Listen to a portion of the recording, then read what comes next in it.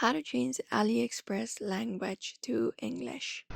Hey everybody, if you're also having that issue and would like to change your language to English, you can just follow up the steps. So you can head over and open up the website or the application of AliExpress first of all onto your device. Head over and open it up. And after you open it up, you should be finding this particular interface on your screen. Now, what you need to do is once you are logged in, you can locate up the three horizontal lines in the top left corner, the menu bar, and tap on it. And once you tap on it, you'll be finding different options. You may scroll down from the given options and head over the settings section where you'll be finding option called language. So head over to that option and tap on it. And once you tap on that language option, you will be taken to this section. So here, look out for the language, and there you should be finding options for language.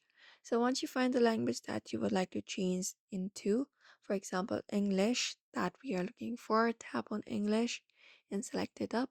And once you select it up, the language should be changed on your AliExpress, and you should be finding the language and the changes being made, and that's it. So if you'd like to change your language to English in AliExpress as well, you may follow the steps.